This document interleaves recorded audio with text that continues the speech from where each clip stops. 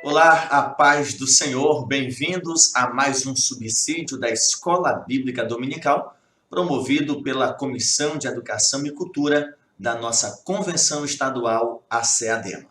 Quero aqui agradecer ao pastor Osiel Gomes, que é o coordenador desta comissão, que nos solicitou a preparação de 3 subsídios, da lição 5, da lição 7 e agora da lição de número 9, a ser estudada no próximo domingo. Muito obrigado, pastor Osiel, muito obrigado aos amados irmãos que trabalham nesta nobre comissão, a equipe de comunicação da nossa CEADEMA, e é um prazer, é uma satisfação, mais uma vez, trazer uma porção da Escritura Sagrada com base na verdade divina e na lição que nós vamos estudar no próximo domingo. Vivendo o fervor espiritual. Este é o tema da lição a ser estudada no próximo domingo, no dia 28 de fevereiro. Fervor espiritual. É uma palavra, é uma expressão muito conhecida entre os pentecostais. A ideia de fogo, chama, fervor espiritual. Nós, cristãos pentecostais, sempre fazemos uso destes termos no nosso vocabulário, embora alguns não saibam ao que se refere, mas vamos substituir, vamos dar um sinônimo para esta expressão fervor espiritual. Nada mais é do que cheio do Espírito. Sim, vivendo cheios do Espírito. A expressão utilizada para batizados no Espírito, como o que ocorreu no dia de Pentecostes, o empoderamento, o poder do céu, o revestimento, mas há também o cheio do Espírito enquanto que vida dinâmica, vida plena no Espírito. E um exemplo é o apóstolo Pedro, que se levanta cheio do Espírito e então dá resposta aos que acusavam os que estavam no Pentecostes de estarem embriagados. O apóstolo Pedro, à semelhança dos demais, foi batizado no Espírito Santo. E agora, cheio do Espírito Santo, com autoridade, com ousadia, com dinamismo, ele repreende, prega a verdade e é instrumento de Deus para a conversão de milhares de pessoas. E essa palavra, essa frase, fervor espiritual, cheios do Espírito, ela é uma necessidade não somente de nós cristãos pentecostais, mas de todo crente que é habitado pelo Espírito Santo. Esse fervor espiritual traz a ideia de vida em movimento, vida aquecida, que não nos permite ficarmos estagnados, vivermos no marasmo espiritual. Portanto, professor e aluno, é dever nosso estudarmos e não somente ficarmos na teoria, mas buscarmos a prática constante de algumas disciplinas espirituais que são úteis para que este fervor, para que esta chama, para que o Espírito Santo encontre sempre liberdade para agir em nossas vidas. A verdade prática da nossa lição vai dizer: ser cheio do Espírito pode se referir tanto ao batismo no Espírito Santo, como também a vida plena no Espírito, tendo como texto áureo Efésios 5:18, que diz: e não vos embriagueis com vinho em que há dissolução, em que há contenda, mas enchei-vos do Espírito.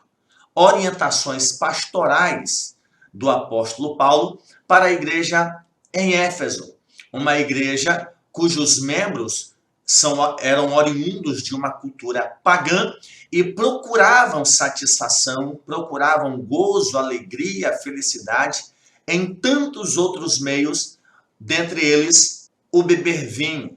E beber não de forma moderada, mas desordenadamente. Uma prática contínua que os levavam à embriaguez, à desordem, à dissolução ou a dissensão, a discórdia, a má fama, a má conduta, e aí em diante as consequências do exagero do álcool. E agora Paulo está dando algumas orientações pastorais a esta igreja, depois de ter explicado sobre o processo de salvação, como ocorreu na vida do cristão, narrado lá no capítulo 1 da carta, eleitos pelo Pai, redimidos pelo Filho, selados pelo Espírito, e Paulo vai trabalhar a ideia da união entre os povos, formando um só corpo, que é a igreja, tanto gregos como bárbaros, como judeus, até que ele chega nestas instruções práticas para a igreja, formadas por cristãos que vieram tanto de uma cultura religiosa judaica, como cristãos que vieram de uma religião pagã, e que ambos deveriam cultivar uma vida cheia do Espírito. Em vez de buscarem alegria, gozo, felicidade, talvez coragem, né, no vinho, como muitos fazem, querem fazer alguma coisa que vai além da sua força natural, toma uma dose, ingere álcool ou alguma outra bebida ou qualquer outra forma que venha energizar o seu corpo para fazer coisas que em sã consciência ou na sua normalidade jamais faria. Então Paulo instrui esses crentes a encherem-se do Espírito. Não é a eles se batizarem com o Espírito Santo, mas cultivarem algumas práticas, praticarem algumas disciplinas, e quando eu falo disciplina, eu me refiro a práticas constantes na vida que pudesse resultar em uma vida movida pelo Espírito Santo. Dentre muitas atitudes, o apóstolo vai destacar no capítulo 5, dizendo: vede prudentemente como andais.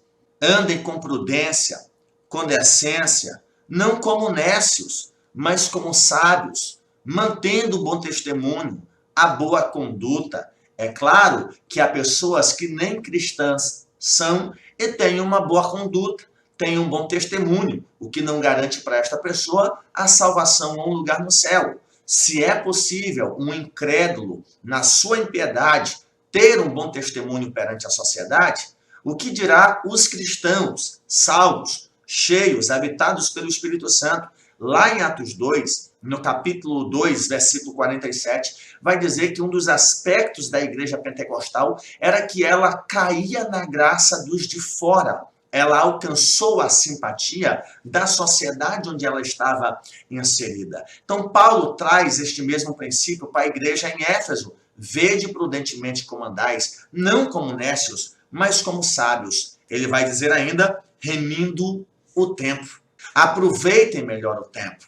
E aí, o primeiro ponto da nossa revista vai falar sobre a importância da devoção. Devoção nada mais é do que apego a alguma coisa.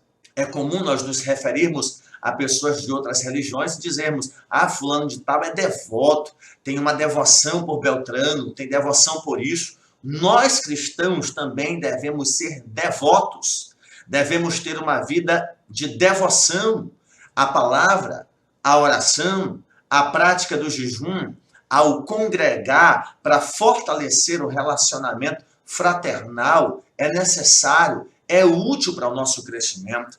Eu sei que nesses tempos de pandemia, em que boa parte da igreja ficou impossibilitada de se reunir, pessoas cultuavam ou assistiam um culto nas suas casas, nada contra, mas se alguns que estão dentro dos templos não cultuam, porque não basta ir ao culto, precisamos cultuar, fazer parte do culto, muito mais alguns que simplesmente assistem aos cultos, como também é possível você, na sua individualidade, cultuar sem ter alguém com você, cultivar uma vida de devoção, de oração, devocional, leitura da Bíblia, meditação, contemplação das coisas sagradas. Mas o congregar enquanto culto coletivo é necessário, é útil para exercermos a prática constante da comunhão e do amor cristão. Na impossibilidade do congregar coletivamente, cultuemos a Deus na nossa individualidade, sem jamais deixarmos o egoísmo tomar de conta da nossa vida e chegarmos a pensar que é possível cultuar a Deus sempre na individualidade, rejeitando assim a coletividade. Então, a devoção deve ser algo inerente à vida do cristão. Paulo já chega a não reprovar o exercício físico, mas faz essa comparação ao dizer para Timóteo: o exercício físico para pouco tem proveito, mas exercita-te na piedade. Você que faz academia, as suas caminhadas, sabe que é comum, logo após o exercício, a fome ser intensificada e de repente você diz: já fiz perder o valor do exercício que eu pratiquei. Amanhã eu queimo estas calorias. Então, de certa forma, o exercício físico, mesmo na sua continuidade, ele tem o seu valor, mas não tanto quanto a piedade. Paulo não está reprovando o exercício físico, ele está simplesmente chamando a atenção para o valor do exercício espiritual, a prática da piedade, que é importante para quem é saudável, como também para quem é doente. Então, o cultivo da piedade é necessário na vida do cristão. E o primeiro ponto vai falar desta devoção, deste apego à oração, ao estudo, à leitura da palavra de Deus, ao jejum e tantas outras coisas que são necessárias à vida do cristão. Pare e pense quais disciplinas cristãs você pratica, além da oração. Você tem orado além do que é comum, ao acordar, ao comer, ao deitar? Temos praticado dos cultos de oração, das reuniões de oração. O culto doméstico tem sido uma prática constante na nossa casa. Nós temos cultuado ao Senhor na nossa casa. Nós temos o hábito de praticar a leitura bíblica, não somente para termos que ler a Bíblia durante todo o ano, mas porque não podemos ficar sem ler a Bíblia. A leitura da Bíblia, ela é também importante para o crescimento da nossa fé, para o fortalecimento espiritual, além de outras atividades espirituais, como a prática do jejum. E a nossa revista vai nos orientar a tão somente não permitirmos que estas práticas se tornem motivo de exibição. Ou farisaísmo. Fariseu se tornou sinônimo de hipocrisia com o passar dos tempos, porque os fariseus dos tempos de Jesus viviam uma prática hipócrita. Oravam, dizimavam, contribuíam, eram religiosos, tinham porção física da lei na sua fronte, na sua mão direita. No entanto, seu coração era diferente daquilo que o seu exterior demonstrava. Eles eram julgados pelo estereótipo, pelo que era visto, perceptível, mas foram estas pessoas que desejaram a morte de Jesus, não o reconhecendo como sendo Deus em carne, como Salvador, como Messias prometido. Então, nós não podemos permitir que a nossa vida de oração seja uma forma biográfica de nos apresentar. Fulano de tal é poderoso porque vive em oração. Gente, a oração é evidência de que nós somos pó, de que nós somos frágeis, de que nós somos limitados, de que nós somos dependentes. Eu não me torno super poderoso porque tenho uma vida de oração. Eu oro porque dependo de Deus, porque sou carente, porque sou necessitado. Ninguém deve ser conhecido por ser um homem ou mulher de oração e com isto ser elevado a um patamar de meta-humano superior aos demais. Não, nós oramos porque somos filhos que dependem de um pai.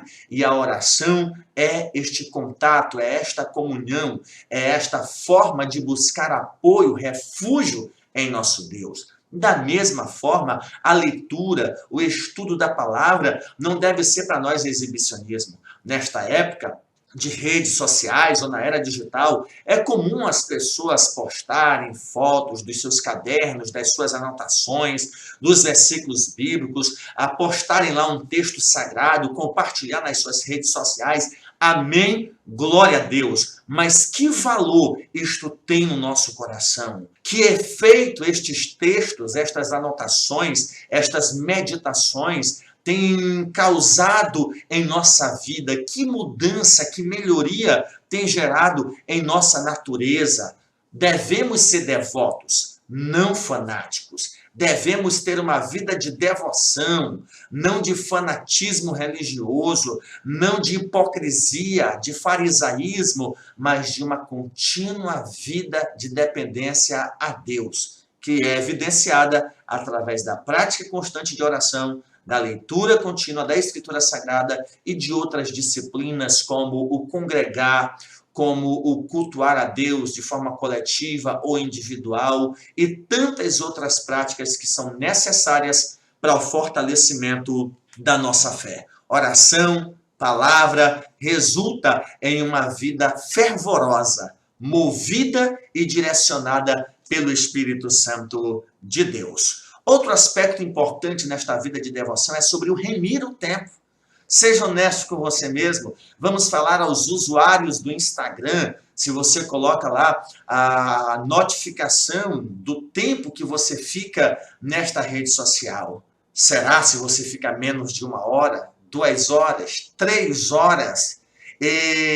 Compare o tempo que nós ficamos na rede social com o tempo que nós ficamos com Deus. Nós estamos na loja, estamos na rua, estamos na fila da lotérica, estamos na fila do banco, estamos na fila dos hospitais, estamos sentados na calçada, estamos na mesa com a família, estamos em tantos outros lugares, até mesmo dentro da igreja. Temos tempo para dar uma olhadinha, uma curiada, uma vistoria na rede social. Compare tudo isso com o tempo que nós temos com Deus, para a oração, para a leitura da Bíblia, para a meditação. É necessário, queridos, pararmos para pensar como nós usamos o nosso tempo, não somente para nós, mas também o nosso tempo para com Deus. O segundo ponto da nossa revista vai falar sobre a importância de manter-se cheio do Espírito Santo, ter esse dinamismo, não ficarmos estáticos, estagnados, paralisados, improdutivos, mas o cultivo de uma vida devocional, alicerçados na oração, na palavra, sem sombra de dúvidas, resultará numa vida dinâmica, numa vida movida pelo Espírito Santo. Nós não buscaremos prazeres em outros meios, como, por exemplo, Paulo orienta aos cristãos de Éfeso: não vos embriagueis com vinho, não busquem contentamento no vinho, mas enchei-vos do Espírito. Aqui não entra no mérito se é pecado ou não é. A questão é, você tem contentamento em Deus? Estas coisas não vão ocupar lugar no seu coração. É como as pessoas perguntarem: é pecado tomar vinho ou não? É pecado fazer aquilo ou não? Eu lhe garanto que um contentamento, uma vida movida, dirigida pelo Espírito Santo, não vai abrir espaço em teu coração para desejar estas coisas e ter nelas prazer. Tenhamos contentamento em uma vida cheia do Espírito, em uma vida dinâmica, relevante, resultante de uma comunhão incessante com Deus. E o terceiro ponto da nossa lição vai focar na vigilância contra a frieza espiritual. E isto pode ser vencido através de um testemunho transbordante, que é um sinal evidente. Quando a igreja, em Atos, precisou separar diáconos, a orientação era de que ela separasse homens que fossem cheios do Espírito e de sabedoria. E eles separaram 7.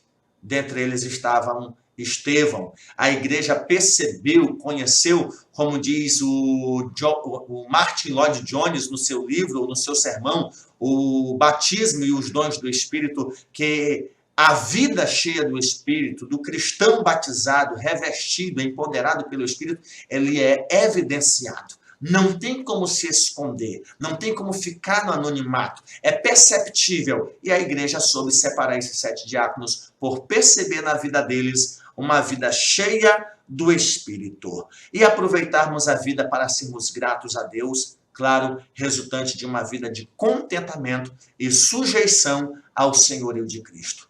A frieza espiritual pode chegar. É só você fazer uma leitura, a introdução ao livro de Apocalipse, e você verá Jesus, através do apóstolo João, chamando a atenção das igrejas da Ásia. Pecados dentro da igreja, mornidão espiritual, frieza espiritual, desvios doutrinários, e todas elas foram chamadas para um conserto, para um relacionamento com Deus, ao arrependimento, a lembrar-se de onde haviam caído e retomar a sua vida com Cristo. Embora sendo cheios do Espírito, é possível cairmos em frieza, em mornidão espiritual. Cultivemos uma vida de devoção, sendo habitados pelo Espírito Santo e vivermos esse dinamismo que só Ele tem para aqueles que foram salvos em Cristo Jesus, o nosso Senhor. Boa aula, que Deus te abençoe.